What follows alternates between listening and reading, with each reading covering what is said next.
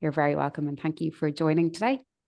Just to give you a little overview of what you're walking into, welcome to Series 2 of Not Stopping Now, and we've called this series For the Ocean.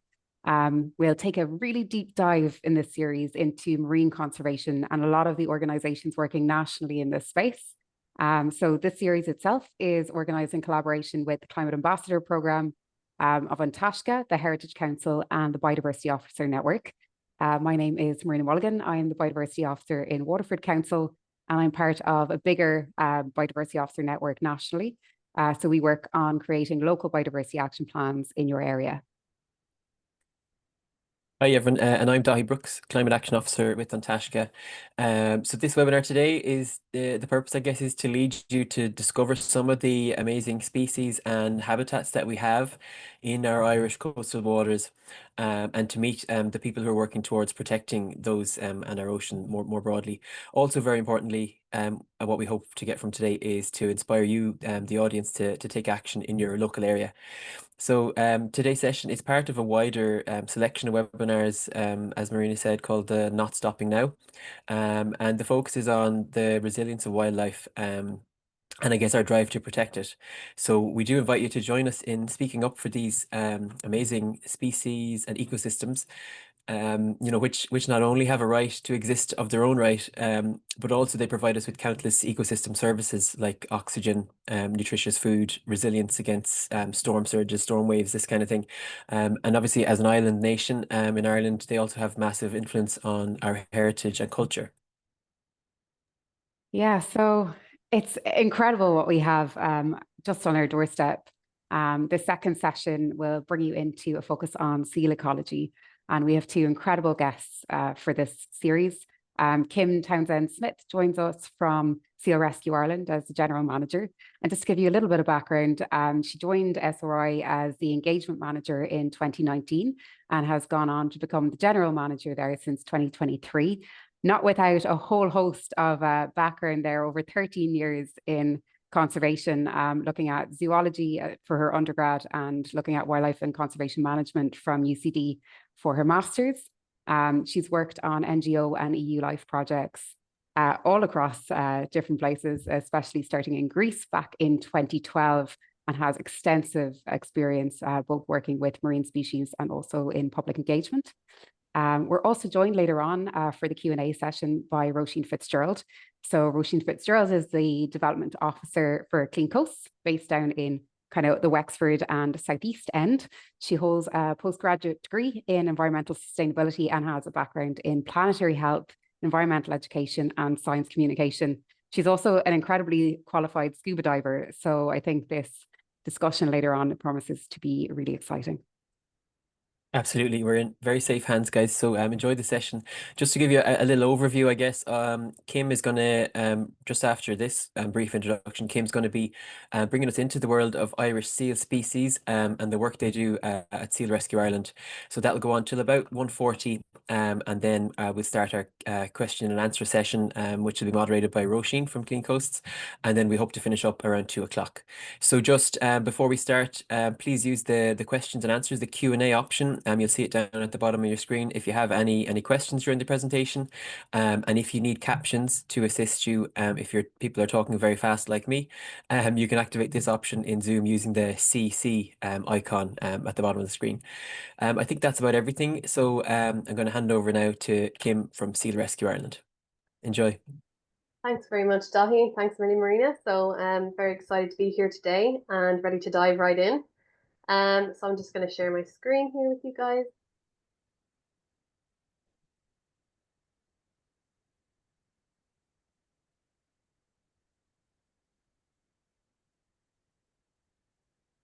Okay, so welcome to my presentation for you today, all about seals in Ireland and the work we are doing here in Courtown in Wexford, where our base is. So we are a charity organisation that works around the clock to rescue, rehabilitate and release seals found sick, injured and orphaned from around the coast of Ireland. We are actually the only seal rescue centre in the Republic of Ireland, so we're covering the entire coastline. While the name gives it away, we do rescue seals. We also like to take a holistic approach to conservation. So we do a whole host of other activities basically aimed at tackling the issues that cause seals to need to be rescued in the first place. So while we do rescue seals that are in need right now, our mission is to promote ocean conservation and sustainability in a broad sense. And we do that through research, education, habitat restoration, and outreach in order to protect our marine environment and all life within. So we try to take this holistic approach so that we're tackling the root causes of the issues for our marine ecosystem and our seal species, while also rescuing the seals that are in need right now. And the way we kind of phrase it to people is we're in the business of putting ourselves out of business. So we would love to see a future where we are not needed and our marine ecosystems are healthy and thriving. So as I mentioned, we're the only seal rescue centre within the Republic of Ireland. You can see on the map here that we're located in Courtown in Wexford, but we are covering the entire coastline, and we're doing this through an incredible network of volunteers nationwide. So the rescue and rehabilitation of seals is really a nationwide team effort. So essentially how we rescue seals is members of the public who are concerned about a seal can give us a call on our 24-hour rescue hotline. We'll coordinate with our animal care team to assess the pup through photos and videos, and then we'll call our nearest volunteers to the pup's location to assess further, and if a rescue is needed, conduct that rescue and begin transport to ourselves here in Courtown. And basically our network then forms somewhat of a relay train through the country, passing the seal off at different points to deliver them safely down to us. So it's an incredible effort nationwide, lots of great people, over 600 active members involved in these efforts. We can rescue as many as 172 seals each year. So that is our highest number of seals we've rescued so far. That was in 2023. So you can see we started in 2010 down in Dingle when we were the wildlife and seal rescue. But after a storm in 2014 damaged the facility, we relocated to Courtown. And we've been going here ever since. So as you can see, there is a steady increase in the number of seals reported and rescued each year. And this could be due to a number of factors, one being awareness, that people are actually aware of us and know to call us, which is great, so we can help more seals in need. But you can see there's a few spikes there as well in, kind of nearly every 3 years. And there's a couple of different reasons for this, and we'll touch on some of the threats to seals a little bit later on. That'll explain a little bit more why this happens. But one of the biggest drivers of rescue numbers or the need for rescues is storms and out of season weather events. In 2017 we had ex-hurricane Ophelia come through, which impacted Ireland during the pupping season, so a really vulnerable time for seals. In 2020 was during COVID, when everyone was at home and spending a lot more time out walking, so we got a lot more reports. And again, we had a very stormy season in 2023. But we can dig in a little bit more into the reasons why seals need to be rescued a little bit later on. So I'm going to talk to you guys a little bit today about the seal species we have in Ireland and their history and some of their ecology and biology. So what is the history of seals in Ireland? So their native species are the common seal, or sometimes called the harbour seal, and the grey seal. They would have evolved over millennia as part of our natural ecosystems, and at one stage they would have numbered in the hundreds of thousands in Irish waters. They feature heavily in our ancient mythology and in Celtic folklore. So in the first cycles of Irish mythology, seals feature prominently in stories of the Two Danann. They feature in the origin story of the sun god Lu. The first seals of Ireland are thought to be his siblings. They were human children changed into seals by Monadh Lir. So they have featured very prominently there. We have the legend of the Selkie, of course, which are women who can come ashore and shed their seal skin and be human on land. And we also have a strong history of, or there's a strong tradition of seal folklore in Viking mythology as well. And of course, we had a number of Viking settlements in Ireland as well. So in the 18 to 1900s, populations crashed due to hunting. And at one stage, it was estimated there was less than 500 grey seals remaining across the British Isles. Legislation was brought in the 1970s to afford seals protection. The Wildlife Act of 1976 and the EU Habitats Directive both offer protection to seals. Since then, there's been a recovery of the population, and this is happening quite slowly, but they are recovering. Common seals have about 3,000 to 4,000. They're estimated at about 3,000 to 4,000 in Irish waters. And with the last kind of numbers, population count was a couple of years ago, but there's another one due, so we'll get an update on that. We have a note here saying "and dropping." We're not 100% sure if they're dropping still because we're waiting for a new population count, but they're definitely not recovering in the same way that grey seals are. Grey seal populations are estimated to be about 8 to 10,000, based on national parks and wildlife figures. So they're some more common than common seals, surprisingly, but they are a population that seems to be doing well. So that's just again referencing the two pieces of legislation under which seals are protected from disturbance, and that's any kind of disturbance. So it is illegal in Ireland to interfere or disturb seals on their their breeding grounds or during their mating seasons, or they shouldn't be approached or interacted with or harmed in any way. So just to go through some of the different traits that you'll see in each of the species, because they are actually quite different. So you can see here in the picture even that they look a little different from one another. The grey seals are the ones that look a little bit more like dogs. They have a longer muzzle, so more of a dog-shaped face, compared to the common seal that you can see here that has more of a rounder face. So we say that grey seals are more like dogs and common seals are more like cats in terms of their appearance. In terms of body size, there's quite a significant difference as well. The grey seals can get quite large, especially the large adult bull male seals. They can be 300 kgs plus. So, the size of a bear, whereas the common seals only get to around half that, about 130 kgs. So they're much smaller. Longer muzzle, as I said, we do have a difference in their nostrils as well that can be seen. So parallel nostrils on grey seals with V-shaped with our common seals. Grey seals show some elements of sexual dimorphism in that you can tell them apart, tell the genders apart, basically. So male seals we expect to be slightly darker, which you can see in this picture, and females a little bit lighter. But I would say that there are exceptions to the rule from the seals that we've seen come into our care as well. But as a general rule, you can see some difference between them, whereas our common seals tend to all look more or less the same, and you can't really tell sex, just by looking at them. With grey seals, they're much more, in terms of population numbers, they're more abundant, and you can see them, south and east coast of Ireland. There's a lot of, grey seals sighted off the coast of Wicklow, Wexford and Waterford, but you do have a big population there on the Blaskets, which is a protected area for grey seals. And common seals, mostly the west coast, northwest. We're in common seal pupping season currently, and all of our pups, bar one, have come from Donegal, Sligo, Mayo and Galway. So we just tend to see a good few, more common seals in that area. There is some populations in North Dublin and up around Louth as well. Now, what's the difference between the pups? So as I mentioned, we're in the common seal pupping season currently. So that usually starts, they're in June, is kind of the most reliable month that you're going to see a common seal pup. It's possible to have a few premature pups pop up in May. But generally June into the beginning of July is when you'll see common seal pups popping up around the coastline. Grey seal pups are pupping normally autumn, winter. Again, you could get a few, the odd premature pup earlier in August, but generally September into October is when we see the majority of the white coat pups. However, last year climate change is impacting pupping seasons, so they are shifting slightly earlier.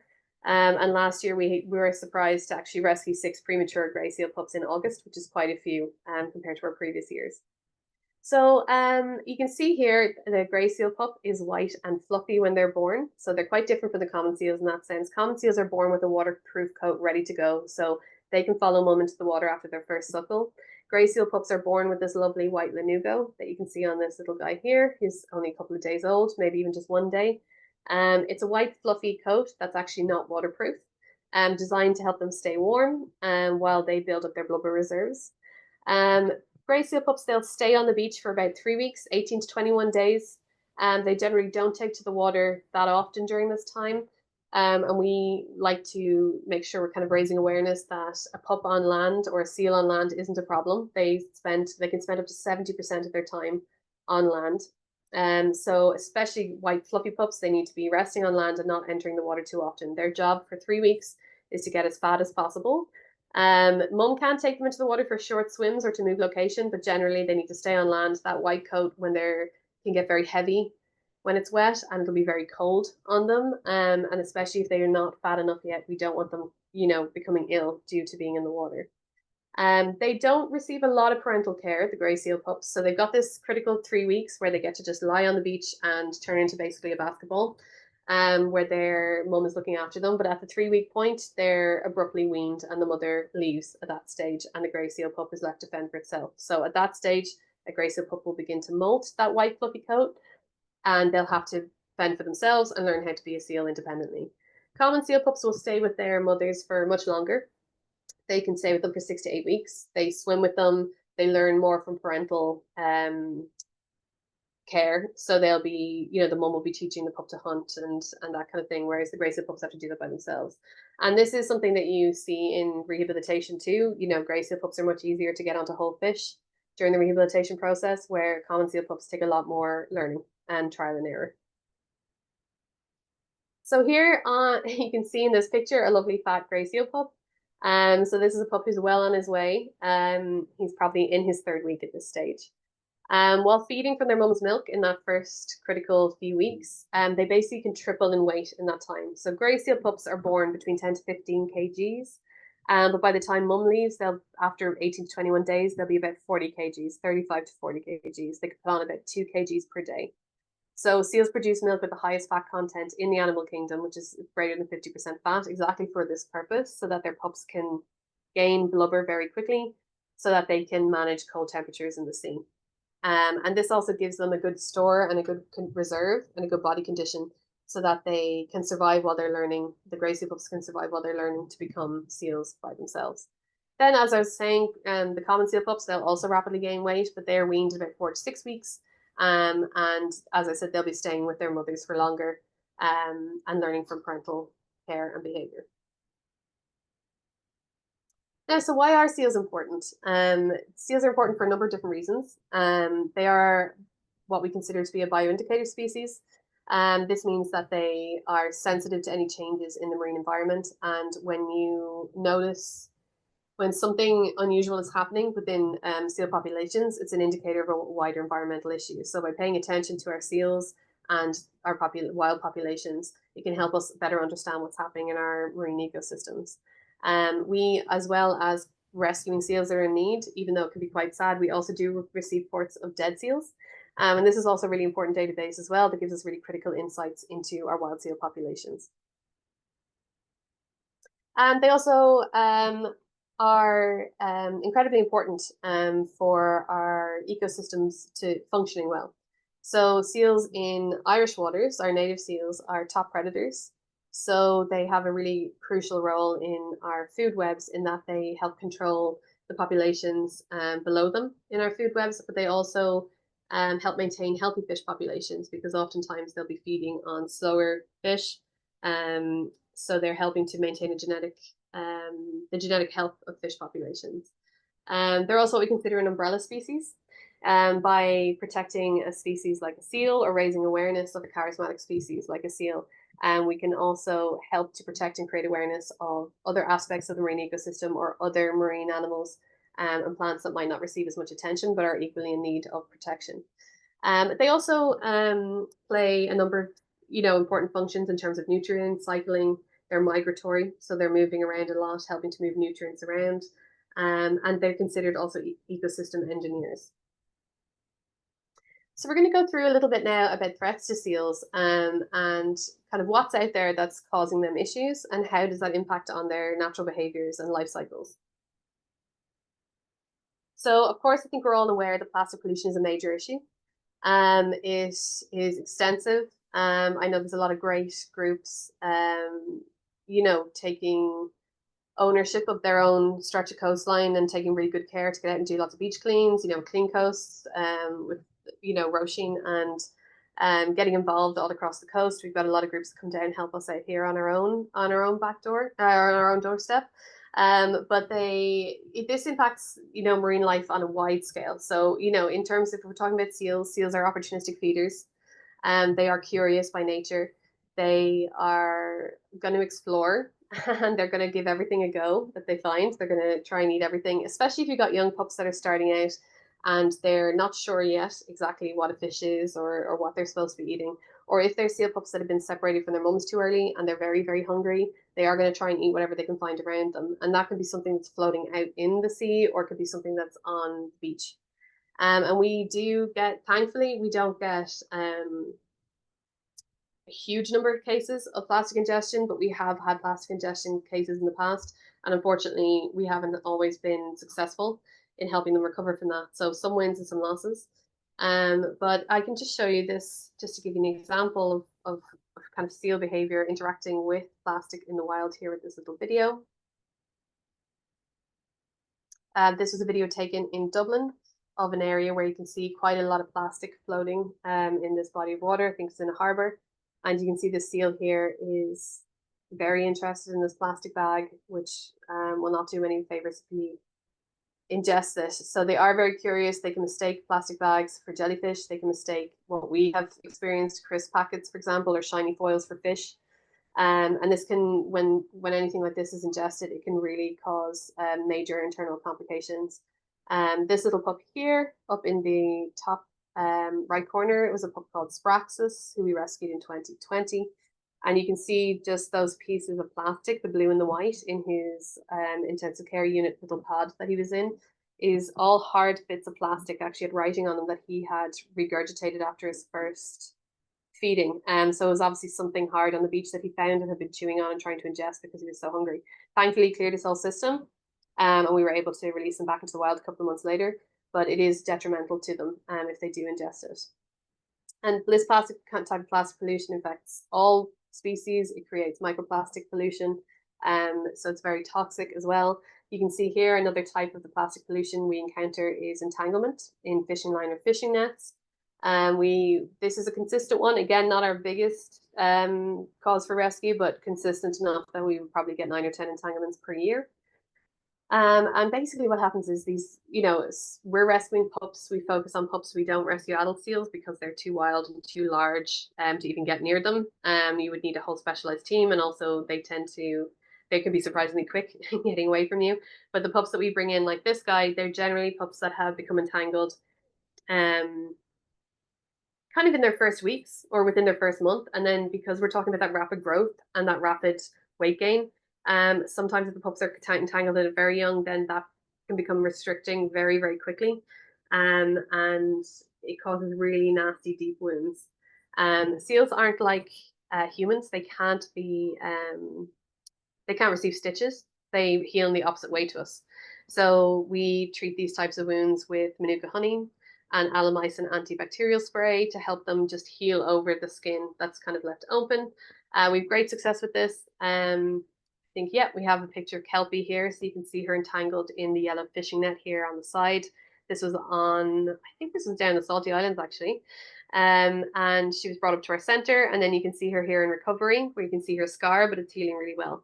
So we do have a lot of success in helping seals recover from this, but obviously we would love this not to even occur in the first place, and to not have that risk. So what are the different actions, positive actions we can take? So at Seal Rescue Ireland, like I said, we take a holistic approach to conservation, and we're always trying to think about what actions can we take to prevent this in the future. And I'm sure everybody's kind of well aware of all the positive things that we can do to tackle plastic pollution. And we can all do our best to be mindful about our plastic use and reducing our single-use plastic waste. We can recycle and dispose of rubbish responsibly. Why not get involved with Clean Coast, organise a local beach clean or litter pick? The 2-minute beach clean campaign is a great one. Anytime you're out in nature, not just at the beach, but if you just take 2 minutes to pick up what you can see around you, that's a little bit less of that nasty plastic in the environment, and that threat has been removed if you take it with you and pop it in the bin or wherever is appropriate when you're leaving the natural area you're in. Always good to raise your issues if you're concerned with your local council, and let them know when you're witnessing excessive pollution in any form, and make them aware so they can take action. And if you're into fishing yourselves, always please try and remove or take your fishing gear away with you, or if it's broken, dispose of it properly. Then we're talking about water pollution. This is another big one. So seals can get sick just like you or I can, and this can happen due to suppressed immune systems. And their immune systems can be suppressed, or they can become quite ill if they're in areas where the water quality is very poor, or there's a lot of pollution. And this can be coming from agricultural runoff, fertilizers, sediments, pesticides, other chemicals, industrial waste, heavy metals, toxic chemicals, and raw sewage. Yeah, is a big one. Seals can pick up nasty bugs from human sewage that's entering the water. And this suppressed immune system can just lead to them being very susceptible to developing something like seal pox, which you can see up here in the right hand corner, which is like chicken pox. So it flares up when they're weakened. They can also end up with very high parasitic burdens, so a lot of intestinal worms or lungworm, which can cause a lot of issues. And once they become ill in this way, they rapidly lose weight and condition, so it can be really detrimental to them. So positive actions we can take to tackle this water pollution issue is we can, where possible, shop organic. Unfortunately, it can be a little bit more expensive to do that, so it's not for everybody. But where possible, try and avoid, fruits and vegetables where chemicals have been used. We can flush smart, so 3 Ps, pee, poo, and paper, only down the toilet, no wet wipes. Wet wipes and makeup wipes, they look like they're made from tissue or paper, but they are made from plastic and they won't break down in the environment. We can work on projects or start new projects to preserve existing trees and vegetation. We can get involved in tree planting projects. By planting along waterways, we can create natural filtration systems for surface water runoff into the sea. And we can avoid sediment runoff into rivers as well. We had a tree planting project here at Seal Rescue Ireland from 2019 to 2023. We were lucky enough to be able to, with a lot of community help, plant 30,000 native trees along the Onavar River catchment here.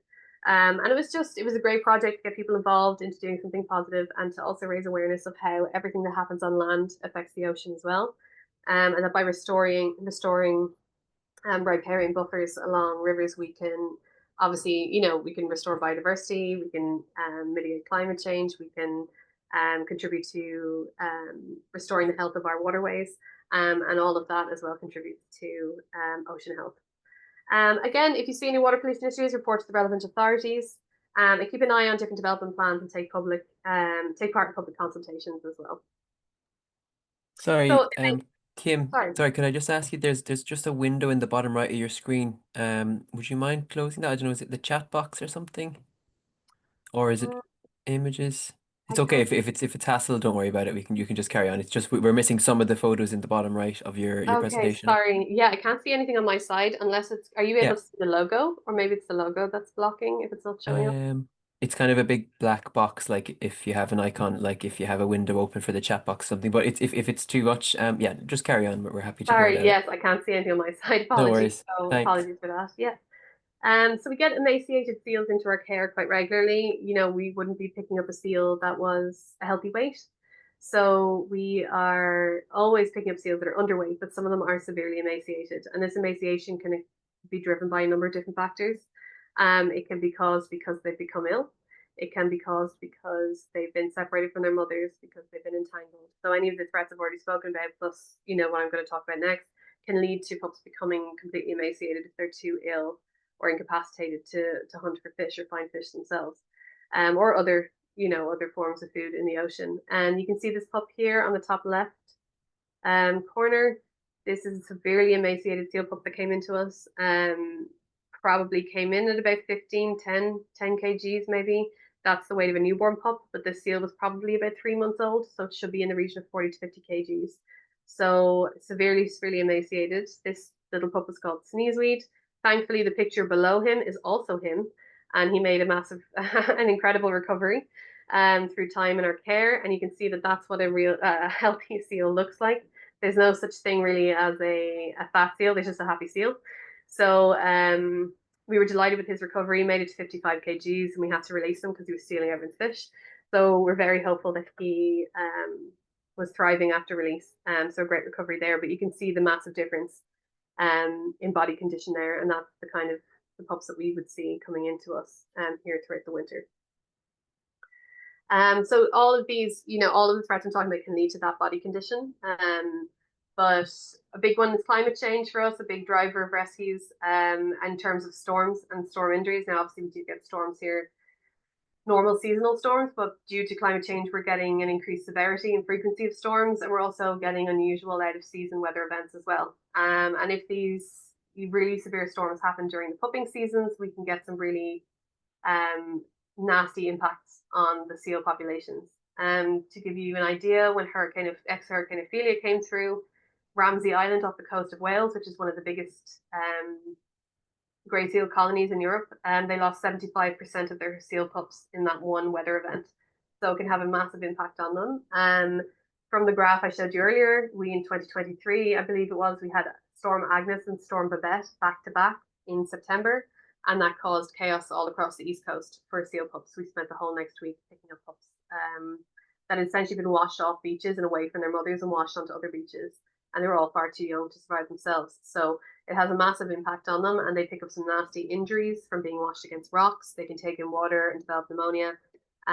So it's a really big issue that this change in climate can have on species that have evolved their life cycles at certain times of year. And just a nice little story. I'm not sure if you can see the seal down the bottom right, but this big seal is this small seal above him. A pup that came in after Ophelia that was rehabbed, released, and spotted 4 years later, thriving up in Wicklow. So we do have successes of the pups we picked up, but again, it is a huge threat to them. Climate change. It also drives habitat loss, erosion of the coastline, which will impact seal haul-out areas. As I mentioned earlier, it's causing changes in the pupping and molting seasons due to the warming. And we also have the risk of harmful algal blooms, which can be toxic to marine life as well. So a lot to watch out for. But positive actions that everybody can take on this, to try and mitigate our own impact on the climate. And there's lots of different things that people can do and kind of fit to each individual, whether it's reducing meat and dairy consumption, using your car less, walking, cycling, taking public transport, try and take an active part in circular economy. So not just recycling items, but also repurposing them, reusing them, repairing them, so that we're making the things that we buy last longer. Reducing energy consumption, embracing renewable energy where it's possible for people, again, like planting and preserving trees, like tree planting projects like the one we ran here. Get involved in public consultations on climate action plans in your local area, and find out about your own, county's climate action plans. Disturbance, then I'm going to cover. It's a big one, a big issue for seal pups, and it's one we can tackle quite quickly because it's purely an awareness issue, I think.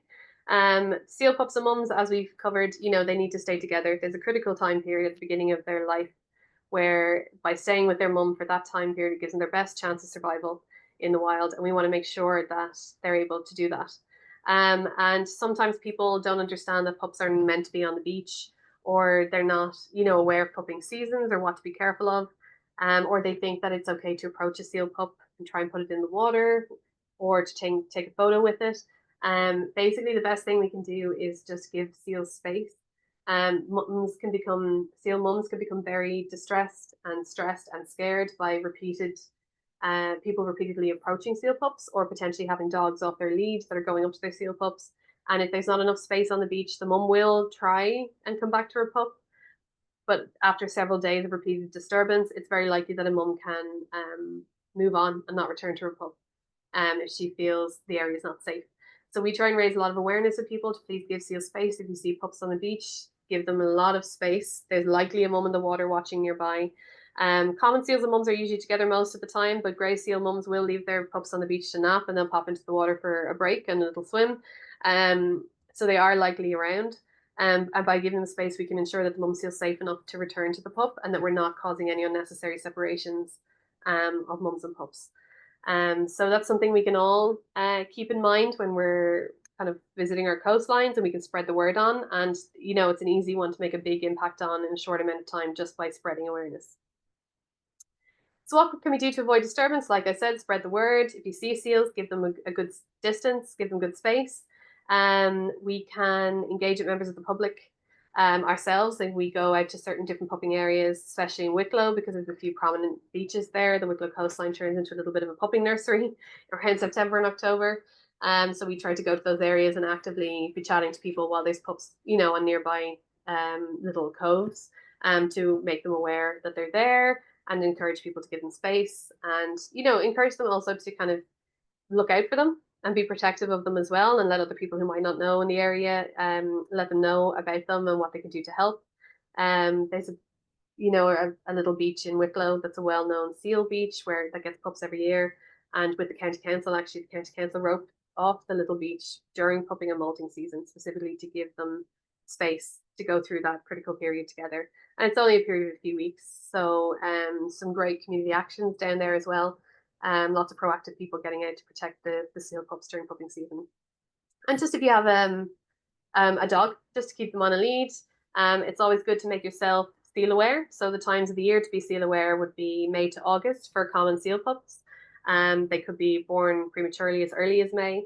They need to stay with mum so they can learn how to be a seal. August to December, you're looking at grey seal pups, little white coats popping up around the place. We want to make sure that they are undisturbed on the beach, that they can remain safe, and that mum can come back and make sure that they get that critical blubber condition in those first 3 weeks to set them up for when they have to head out independently. And then molting season. So molting season, seals go through a molt each year. January to March for grey seals, July to August for common seals. It's a critical time for them to be able to rest, in peace on the beach and go through that molting process. They don't feel very well when it's happening. So it's nice to just make sure that, maybe you can do a little research about where seal populations are, and do a little bit of research about molting seasons. You see it happening in Wicklow all the time again on that beach. So they just want to basically lie out for a couple of weeks, get their new coat. But it's important that they have time to rest and be undisturbed during that time as well. So just to give you a quick overview of what a healthy versus an unhealthy seal pup looks like. So you can see this little guy over on the left is like a little ball. Not little, big ball. He's like a basketball. He's put on all his blubber. He's about the same age as the little one on the right. So you can see the huge difference between the two of them. The one on the right is one that we would have intervened on. The one on the left is exactly what we're all hoping for. And we would prefer not to intervene at all. So we are very hopeful that you guys now, having been at this talk, can help us get more pups into this condition, and keep an eye out for any pups that might be of concern with injuries, skin rolls, crusty eyes, anything like that. It would be a cause of concern for us, especially being lethargic or unresponsive. In that case, if you were to spot a pup like this, you can give us a call on our rescue hotline. It's a 24-hour rescue hotline that you can call us on. Send us pictures and videos. We'll give you advice. We would advise never to try and lift or move a pup. Don't ever try and put it into the water. They need to be on land. Again, lots of space. Keep dogs and people away. And please don't try to cover any pups or give them food in the meantime. If you give us a call, we can give advice from there and send out some volunteers who can assist with the situation. So what can we do? We can think global and act local. What can we do to help seals and the marine environment? We can use less disposable plastic, unsustainable seafood. We can reduce meat and dairy consumption, food waste, pesticide use, fossil fuels, energy waste. And we can do more preserving existing trees and woodland. Rewilding, we can promote organics, do litter picks, beach cleans, join conservation groups, and get involved, basically. Okay, and if you want to learn more about us and what we do, you can always follow us online and follow along on our different projects and the stories of our seals. But thank you very much for listening to me. I hope you enjoyed the presentation. And I'm going to pop off the screen share now, and we'll get into the Q&A then. Brilliant. Really good timekeeping, Kim. Exactly on 1:40. Well done. Yeah. But yeah, thank you so much. That was so brilliant. A really great overview of our 2 seal species in Ireland, just how important they are in the marine environment. I really love the bit that you mentioned on the history of seals and the strong connections they have to Irish folklore. I think that's often forgotten about. Super, super interesting. Yeah, I feel like that session, it was probably also a very powerful reminder of the multiple threats facing seals today, the impact which our actions can have on their habitats and well-being. Yeah, I think with the marine environment and our ocean, it can also often be considered to be, like out of sight, out of mind, especially if we live inland or we don't visit the beach or coastline regularly. But I think the more awareness that is being raised on, the actions that we can do no matter where we live, whether that be our impact on the environment, the chemicals we use in our drains at home, flushing the wrong things down the toilet, such as wet wipes or sanitary products, or even the fact that a lot of marine litter ending up in our oceans originates inland, for example. Yeah, I think that's a big one for us as well, that trying to spread the message that everything on land affects the ocean. Exactly. And it affects the land too, but that people maybe don't always make that connection. that it's something that can happen right in the middle of the country that can then impact the seal out on the coast, or contribute to pollution in the marine environment. Absolutely. I suppose it's just important to remember that no matter where we live, even if we never see the ocean, we're still having an impact on it, and we can all take action to help. But yeah, it's clear that Sea Rescue Ireland does such incredible work in helping to not only rescue, rehabilitate and release seal pups. 172 seals into 2023 is incredible figures. So, but also the holistic focus you take to raise awareness and educate as well is huge. So yeah, huge well done there. So yeah, just for the Q&A session, I know some of you already submitted some questions, so we're going to go through them now. If anyone has any other questions, please send them through in the chat box. Yeah, I suppose just one there that came in, it was for you, Kim. So you mentioned that seals are ecosystem engineers. What impacts do they have, and is it generally harmful or beneficial to the ecosystems? So they have a major role to play in nutrient cycling. So just through what they're eating and what obviously is then passing through their systems, and given that they're migratory, this helps to move. It's been proven that they're really critical in moving nutrients around. When we're talking about seals that we've released, all the seals we release are tagged, and seals are big. They can travel great distances. So I think it always surprises people how far a seal can travel and how quickly they can do that. We've had seals that we've released been spotted in Scotland, in Wales, in Cornwall. We've released seals on the west coast, and they've been spotted, 3 weeks later on the east coast. So they move around a lot, and with that movement, they're helping to move nutrients around, and that's incredibly important. In terms of the ecosystem functioning. In terms of the healthy seal populations, or healthy fish populations, they help to maintain, as I was saying before, lower, different levels of the food web or the food chain, and they're having an impact there in terms of controlling populations or helping to maintain healthy genetic populations of different species, in the way that they're feeding. Also, in terms of nutrient cycling, to see seals breaking down in the environment. It does sound like a bit of an obscure one, but that is also really important. When we get reports of dead seals, we wouldn't advise removing them if they're in a quiet area. We would advise removing a deceased seal if it's in like an area of, like a lot of public traffic. Then we would advise removing it. But if it's in kind of a relatively quiet area, it's a really important food source for scavengers, and it breaks down back into the sand and into the water. There's a lot of nutrients that come through that as well. You also have just again their impact from being on haul out sites as well, because again I'm talking about a lot of poop here basically, but you're getting that nutrients being moved from the sea onto the land and back and forth, as well as their interaction with other populations. So there's a number of different ways that they impact. In terms of whether it's beneficial or whether it's harmful, like overpopulation of any species in a small area is not going to be beneficial, but like a balanced ecosystem, which they're a part of, is, they're hugely beneficial to the health of the ecosystem. Brilliant. Great. And I know that you mentioned during the session, Kim, but maybe just to reiterate to everyone, what advice would you give to someone on what they should do if they come across a seal who may be in need, or even if they aren't sure, if they come across a seal pup and they aren't sure if it needs to come into care or not? What kind of advice would you give them? So I would say that best thing to do is not to get close, straight away. If you see a seal, sometimes you can come upon them on the beach. Do you know what I mean? People aren't intending to get too close to them. I would say if you notice seals on the beach, first thing is not to worry. I think a lot of people who maybe haven't encountered seals before, they get very concerned when they see a seal on the beach because they think they may be like a whale or a dolphin and they're stranded. But it's very normal behavior for a seal to be on land. They haul out, they like to rest. It's important for large seals, because they're out swimming or traveling or searching for food, and then they need to kind of oxygenate and rest, or they need to come up, and seals they have their molting that they need to take, that they need to go through as well, or they like to interact with other seals, or if they're a mother seal feeding their young, it's very normal for them to come on land. And as I mentioned, especially with great seal pups, they're intended to stay on land for the first 3 weeks. So it's not, first thing would be not to panic and not to feel like they need to be pushed back or herded back into the water. Most of the time, interactions with seals are well intended. It's just a misunderstanding of the best way to help. Because a lot of times we will have, hear that people have been kind of trying to push a seal back into the water or putting a pup into the sea, or people send us videos of people trying to nudge them off a pier with their foot or something like that. They thought that they'd get caught at low tide. But the best thing to do would just be not to approach them too closely. I would give us a call, describe the situation. We can always give advice over the phone, even for healthy seals, and then send a picture if people are concerned.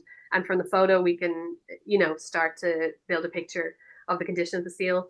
If a seal is generally what we would say like doing a happy banana, so they've got their head up and their tail up and they're chilling out in this banana position, they're pretty content and pretty happy. But if you are witnessing a seal that people are getting quite close to and the seal isn't really reacting or moving away, that's probably a seal that needs help. They're wild animals. They don't really want to be anywhere near us. So a healthy seal will like flee from you. So if they're not moving, it's an indicator that there's an issue. But what I would say is, like, when in doubt, just give us a call and we can give advice from there and assess the situation. But, give them space. Don't try and put them in the sea. Brilliant. Yeah, that's super useful information, especially as you said, now coming into common seal pupping season. There'll surely be a lot of pups around the coast, and it's great just in the next few weeks too. So. Yeah, absolutely. Busy time for yourselves. Okay, brilliant. Another question there just about plastic pollution. So is plastic pollution getting into seals' diets and affecting their health? Yes, so we do have, we have seals that have come into our care that have eaten, as I mentioned, plastic bags or hard plastic. And, in some cases, thankfully, they're passing it, or they are, unfortunately, sometimes it's not possible to bring them back from the impacts of that. We don't see a huge number of the larger plastic ingestion cases. Certainly the same is the case for seals as it is for any other marine animals that are being impacted by microplastics. And that kind of, it's not the big piece of plastic that's causing them the issues. It's the buildup of chemicals or plastics in their system from the microplastics in the environment. And when you have species like seals that build blubber, any chemical that they're ingesting, it builds up in their blubber and can become very toxic quite quickly. So in the same way that certain chemical pollution builds up in blubber, it could be a major issue. And then when you have when the mums feed their pups, they're essentially converting their blubber to milk to feed their pups. It's a high fat content. So you can have pups that are newborns that are already being fed essentially chemicals, from the mums. So it won't only affect, longer lived older seals. It can affect pups straight from the off, that's happening. But it's of course like a major issue, like the world over in the whole ocean ecosystem, the plastic pollution element. Yeah, absolutely. Yeah, I think during your presentation, definitely the plastic ingestion and entanglement probably resonates a lot with Clean Coast volunteer groups, if there's any on the call. And yeah, they're doing great work with keeping our beaches and waterways and oceans clean. Absolutely. But obviously there's always things to be done. There's always plastic. It's a huge, huge issue, especially that it lasts for so long in the environment. So yeah, there's always. I think it's a really positive thing, I think, in Ireland, because there is so many community groups out there who are really, really active, and they're out there all the time cleaning up the coast, and people really take ownership of that. So it's amazing to see, and I think it's something that, like, in Ireland, people are really good about doing. Brilliant. Yeah, for sure. There is another question there, quite interesting. They're wondering, have seals changed their range with warmer oceans, do you think? Yeah, that is a really interesting question. I don't know is the very short answer, in that I don't know of any specific data recently that points to that. As I said, I know that our seals, or seals in Britain and Ireland, they move around all the islands together. So there's a lot of movement there. I think there would have to be some more research, maybe some stable isotope kind of research, to see what kind of distance they're traveling. What I can say is that we have seen in the past few years, so the seals we have are considered true seals, but they're part of the, pinnipeds. And under pinnipeds, you also get walruses, for example. In the past few years, we have had more Arctic vagrants coming further south than you would normally see them. In 2020, I think it was, we had a report on the same day of an Arctic ringed seal in Clare and an Arctic hooded seal in Cork on the same day. And unfortunately, the Arctic hooded seal was a bigger one. It had passed on the beach, but we actually did bring the Arctic ringed seal in and rehabbed that seal. but they have had, I want to say just off the top of my head, 2 or 3 Arctic ring seals since then in the UK. And I don't know if everybody kind of watching is aware of Wally, the walrus that was the nickname he was given. He appeared on Irish shores. I think it was 2021, turned up in Valencia over in Kerry, but he actually traveled over to Cornwall, to France, then Spain, then back to Cornwall area, back over to us in Waterford, over to West Cork, and then eventually did make it north to Iceland. But there was 2 other seals, Freya and Thor, or walruses, Freya and Thor, who came down the following year as well, and who were down around much further south than they would be. So there's definitely movement there in terms of pet species in general, and Arctic vagrants coming down. So it is possible that that's something we might see more of as warming continues. And then that also brings us to the point of then how do our native species are protected under legislation, but vagrant species coming from other areas are not. So it starts to kind of bring us to that question too, is like, how do you start to protect species that are coming from other areas due to changes in ocean currents or climate? Yeah, absolutely. It's so complex, isn't it? And definitely probably will become more evident, as you said, as if the oceans continue to warm. So definitely something to keep an eye on for sure. There's a question here just about what is the average period a seal takes to recover in your facility, and what are the resources or needs a Seal Rescue Ireland have right now to help in the recovery? So maybe just more about that process. Yeah, so we average, I would say, is roughly 3 months, maybe 4 months. Some pups that come in, like an entangled seal that's older and they don't have their body condition's not super poor, but they have a wound and they've been entangled. We can turn them around basically in a month. They can heal up, and once they feel a bit better, they're starting fish, body condition recovers. We tend to release them at the size that they would naturally be left by their mums or weaned by their mums. So we're going for kind of 35 to 40 kgs. For greys, a little bit bigger. If it's later in the season, they should be a bit older. Same thing for commons, 30 kgs up to 40 kgs if they're a bit older. But for seals that come in newborn, like some of the common seals that came into us that have been orphaned or separated from their mums, one of them came into us, had unfortunately got themselves into like an area of an oyster farm and had managed to get themselves on the opposite side of a road where there was a lot of heavy machinery and traffic. So that pup was probably still had an umbilical cord, so was only a few days old, like maybe 3-4 days old. A seal like that's coming into us that young can take a bit longer, so you can be looking at 5 months or so to get that pup up to weight, but also learning, you have to teach them how to eat fish and everything. So you're starting them on liquid, bringing them up to eating whole fish and then releasing them. So, but I'd say about 3 to 4 months ish. In terms of the resources, at the moment we are, as I said, early in the season, bracing ourselves for the greys coming in. We usually get our rescues are like 25% common seals, 75% greys. So we get a lot more grey seal pups because there's more of them in Ireland. So we're just bracing ourselves for that. At the moment, all of our really important equipment has decided to break down. So our washing machine, our fridge and everything, because everything has to go at once. But we are looking for assistance with towel donations because we go through a lot of towels and a lot of cleaning. In terms of how, handling the pups or making sure small pups have enough like cover on their units, because they don't have blubber yet, so they're not getting cold. So if there's anyone who's got a few spare towels around, they'd like to donate them, we're always very happy to receive them this time of year. But getting involved in the rescue network is a great way as well, or coming up to the centre for a visit to kind of learn more about what we do. We have rescue network trainings running throughout. We've been doing them for the last few months. We're due to have one soon. Actually, this weekend we've got one in Sligo on Saturday, one in Donegal Sligo Saturday, Donegal on Sunday. Basically, it's to become a member of the rescue network and to assist with rescuing or transporting seals, or in the cases that a walrus turns up, that you help with crowd control.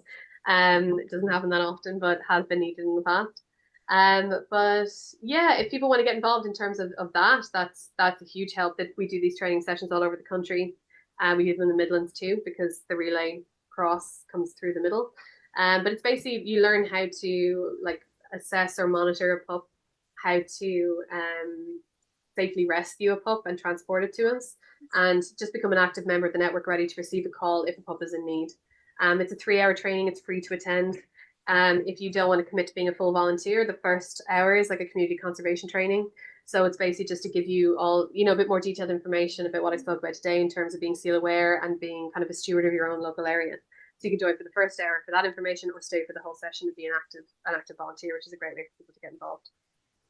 Brilliant. Amazing. You have some exciting things coming up. There's a few links in the chat there now, just with some of your rescue dates coming up and other kind of events and everything else. I presume if people can find the same kind of information on your website as well. Exactly, yeah. Or if you are not in Sligo or Donegal and you're interested, we have an interest list for our training. So people can email rescue@sealrescueireland.org to be added to the list with your location, and we'll contact you when the next training's in your area.